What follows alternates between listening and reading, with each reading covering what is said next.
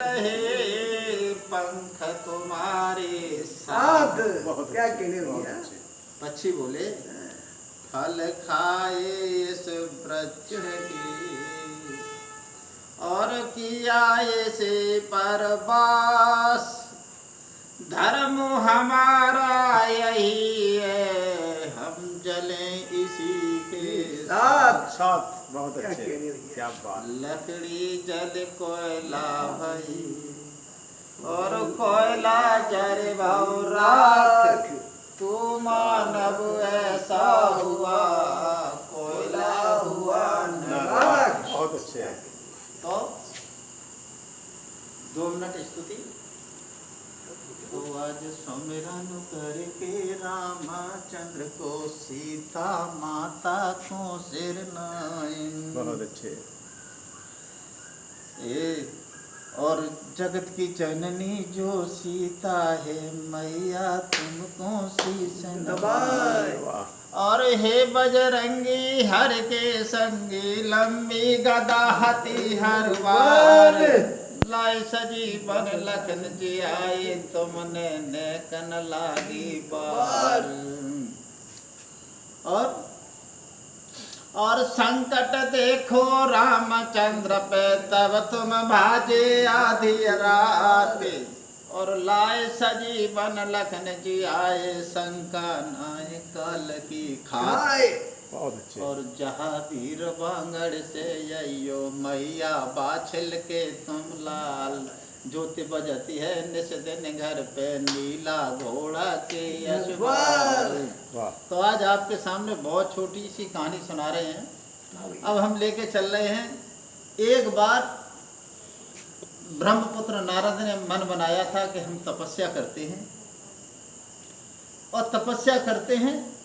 और तपस्या जब शुरू की तो इंद्र किसी की तपस्या से केवल इसलिए घबराता था कि कहीं इंद्रासन न चला जाए।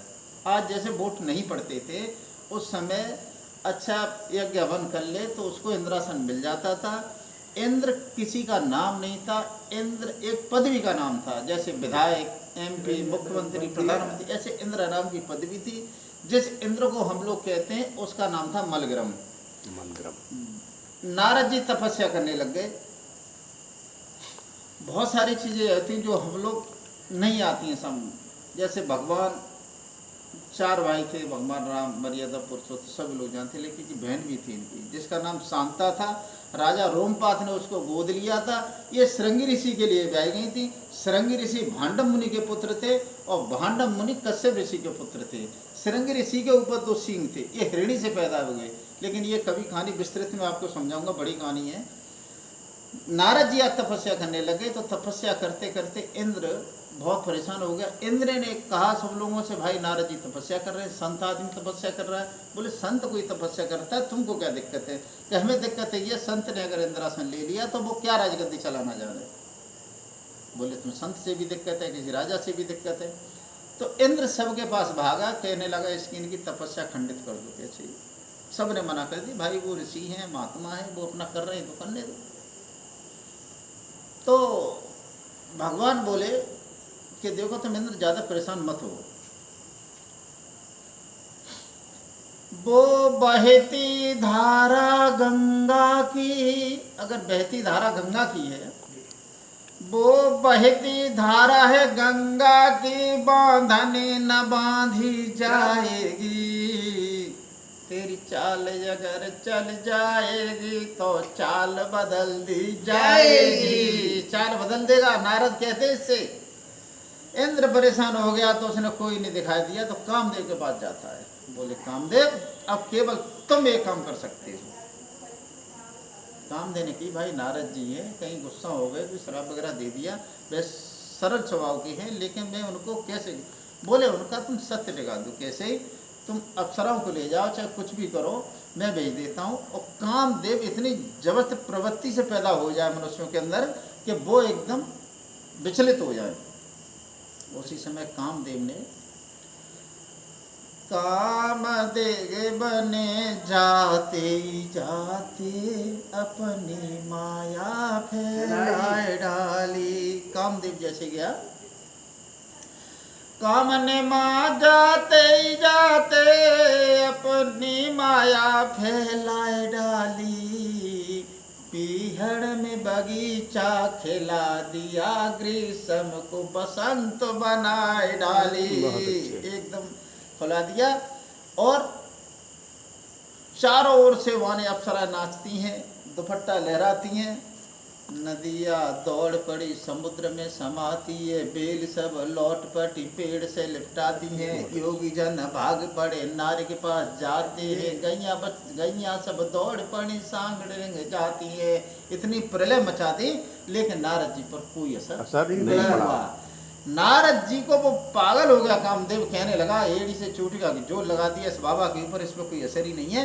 तो एकदम से जब थक हार करके कामदेव होगा तो नारद जी के सामने होगा, बाबा मुझे माफ कर दो, मेरा कोई तात्पर्य नहीं था आपको विचलित करने का, मैं तो इंद्र के द्वारा भेजा हुआ आया हूँ। बोले हमें गुस्सा में तुम कोई श्राप मत दे दो। बोले श्राप में दे दो? नारद जी हंस के कहने लगे तेरी कोई गलती नहीं है, तू किसी काम से आया, तूने अपना काम किया, हम अपना कर रहे हैं, हम गुस्सा काहे को होते हैं? कहता है तुम जाओ खुश रहो। नारद जी की बात सुन करके कामदेव डरा था, पहले भाग पड़ा, कहने लगा अरे भाई ऐसा संत ही नहीं देखा। बोले मैंने हजारों संतों का डगा दिया लेकिन आपको मैंने एड़ी चोटी का जोर लगा दिया, लेकिन तुमको हम डगा नहीं पाए, हम तुम्हें बार बार नमन करते हैं। इधर कामदेव ने तारीफ की, इधर नारद जी को घमंड हो गया। नारद जी चले बीड़ा बजाते हुए,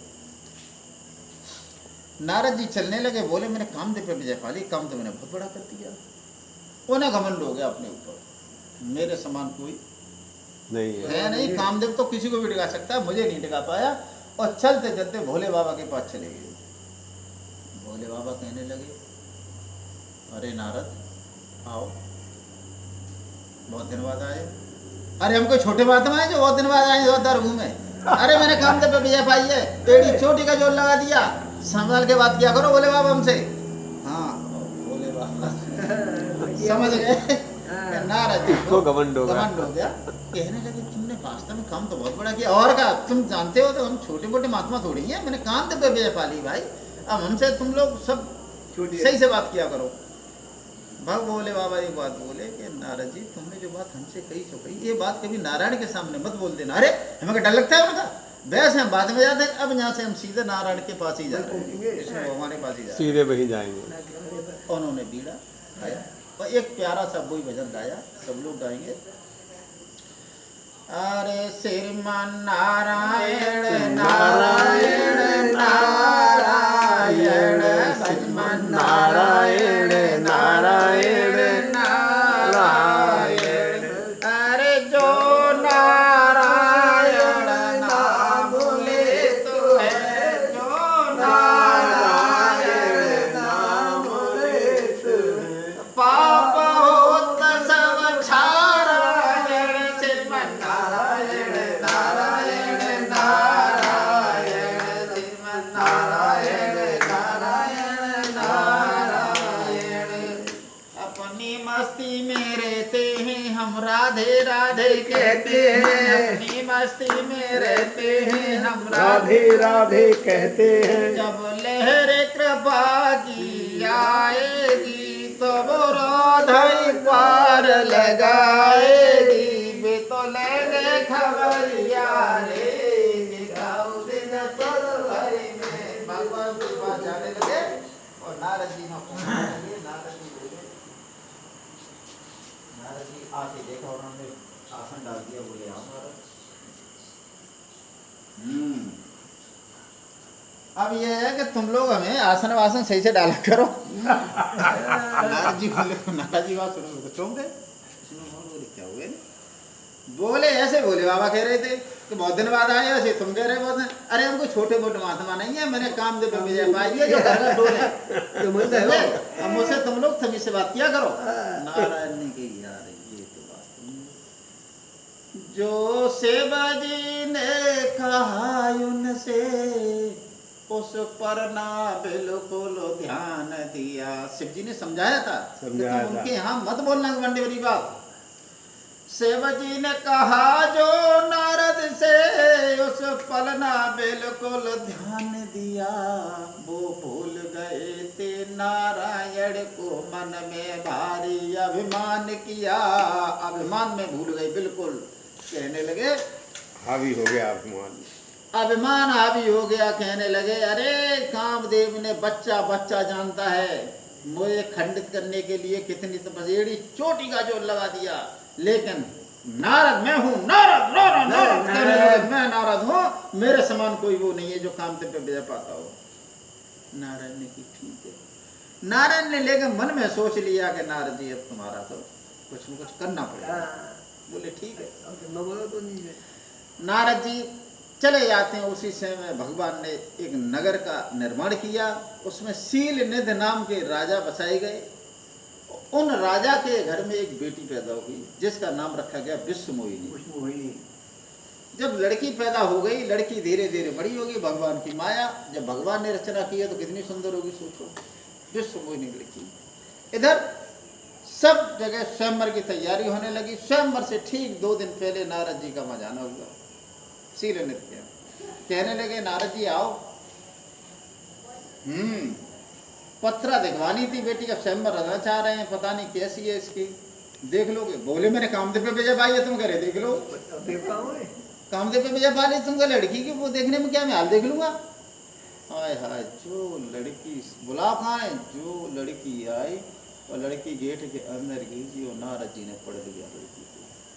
कहने लगे, जे लड़की से तो जो शादी करेगा वो अमर हो जाएगा, उसे कोई हरा भी नहीं पाएगा, ये तो ऐसी है। अब देखने लड़की को देख करके घूम गया दिमाग नारद जी का। नारद जी हो गए कामदेव तैयार। छोड़कर हाथ लड़की का नारद चले, मन में बातें छुपी की छुपी रह गई। एकदम जैसे लड़की का हाथ देखा और छोड़ा और चले। छोड़कर हाथ लड़की का नारद चले, मन की बातें छुपी की छुपी रह गई। वे कह नहीं सके कछु मन की व्यथा, निगाहों की झोंकी रह गई।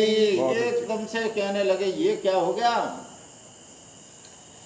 क्या भला की ये लड़की है, सांस उनकी रुकी रह गई। गुरुजी सांस उनकी रुकी रह गई।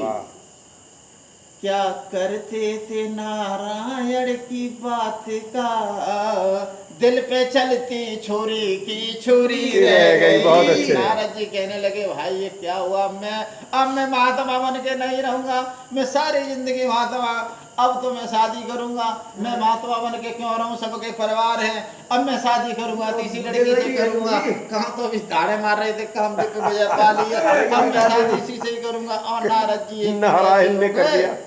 दिन और रात बुद्धि लगी। हाँ, और दिन न चैन रात ने दिया, अब नारद के परी पिछा। विश्वमोहिनी दिन में आवे, रात में नींद नहीं उनको आए। इतने वो हो गए।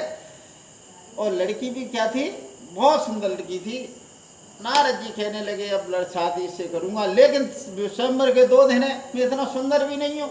अरे मैं क्या करता हूँ, जाके योगा कर लेता हूँ, घर पे आ जाता हूँ, अगरबाल के संग टहल लेता हूँ। अब मैं बॉडी कैसे बनाऊँ, योगा में कर लेते बहुत दिन। अब मैं तपस्या करता हूँ सुंदर बनने के लिए, तो मैं इतनी तपस्या भी नहीं कर पाऊंगा। अब मैं सुंदर हूँ, जो मैं ऐसी के साथ शादी करूँ, स्वयंवर में तो सुंदर होगा उससे हो जाएगा। नारद जी ने कहा, अब वो फिर नारायण के पास गए। नारायण के पास गए थे, नारायण तो समझ गए क्या चाह रहे हैं। बोले ऐसा करो, हम आपसे काम से आए। बोले क्या, मेरा शरीर इतना सुंदर बना दो कि मेरे समान संसार में कोई नौजवान न हो। नारायण की ऐसी क्या बात है, नहीं मुझे सुंदर बनाओ तुम, अब समय नहीं है मेरे पास, मुझे 2 दिन है केवल। भगवान ने की ठीक है, ऐसी बात चाले तो। इतना सुंदर बना दिया गुरु जी शरीर उनका, ऐसा सुंदर बना दिया, उनके समान कोई नया लड़का नहीं था। लेकिन भगवान ने चेहरा लगा दो बंदा को शरीर की कह रहे सो बना दिया शरीर। बिना पूरी कही नहीं। भाई दुनिया जमीन अब नारद जी जाकर के कुर्सी पर बैठ जाते हैं स्वयंवर में, एकदम से देख विश्व मोहिनी जैसे लड़की जैसे निकली और वो सोच रहे मेरी तरफ देखे, लड़की ने एक झलक देखा, इधर भोले बाबा ने 2 करोड़ भेज दिए कि देखते रहना शादी वादी स्वयंवर कैसा होगा। लड़की जैसे ही चढ़ी, लड़की आगे बढ़ती, महाराज जी की छुरी सी चल जाती है देखा ही। और एकदम से खड़े हो जाते हैं और फिर बैठ जाते हैं, उनको चैन नहीं है मेरी तरफ कब देखे, और आते आते मेरे माला डालेगी। लड़की घूमती रही, देख विश्व मोहिनी गई और सीधे नारायण की भगवान गले में माला डाल दी। कहने लगे, नारद जी खड़े हो गए, लड़की पागल हो गई है, अरे इसको ये इतनी अच्छा भला नहीं देखती, इसमें कौन सुंदर है, कौन सबसे पौरुष वाला है, ये देख ही नहीं रहे, कौन सुंदर है। इतनी बात सुन के वो तो गौरव दोनों हंसने लग गए। नारद बोले, तुम लोग हंस रहे हो, मैं तुम श्राप देता हूँ, तुम राक्षस हो जाओ। बोले, मैं हंस तो इसीलिए रहा था बाबा कि तुम शरीर तो सुंदर है, चेहरा तो तुमने देखा ही नहीं अपना। जा करके कहने के लिए देखे, जो प्रतिबिंब देखा पानी के अंदर, तो चेहरा बंदर का था। कहने लगे एकदम, नारद जी कहने लगे, नारायण तुम शुरू से तुमने भस्मासुर को धोखे से मार दिया, तुमने हिरण्यकश्यप को धोखे से मारा, आज तुमने धोखा मेरे साथ वही कर दिया। मैंने तुमसे शरीर सुंदर मांगा था और तुमने मेरा से बंदर कैसा लगा, तो बोले तुमने शरीर सुंदर मांगा था, शरीर तुम्हारे मुकाबले यहाँ सभा में किसी का है नहीं, बंदर का तुमने इसलिए तुम चेहरे की बात ही नहीं की। नारद जी कहने लगे, देखो आज नारायण श्राप तुम्हें भी देता हूँ मैं, आज मैं बहुत गुस्से में हूँ, ऐसा लग रहा है मेरा तुमने आज मुझसे मेरा कोई अंग निकाल दिया उस शरीर से। जिस लड़की के चक्कर में तुम मुझे भूल गए, तुमने इस चालाकी से मेरे साथ चालाकी की, अगर चालाकी करते तो पूरा शरीर बना देते, तुमने चेहरा नहीं बना। इस लड़की के लिए तुम इतने पागल हो रहे, इस लड़की के लिए एक तुम वन में घूमोगे, और जो बंदर का देख के हंस रहे हैं ना, इन बंदरों से तुमको काम पड़ेगा, तब तुम बेजा पा पाओगे। जो भगवान श्री राम के रूप में अवतरित हुए और विश्व मोहिनी सीता जी बनी और बोले, बंदर सेना हमारी है, तुम्हारे काम आई। बहुत अच्छे।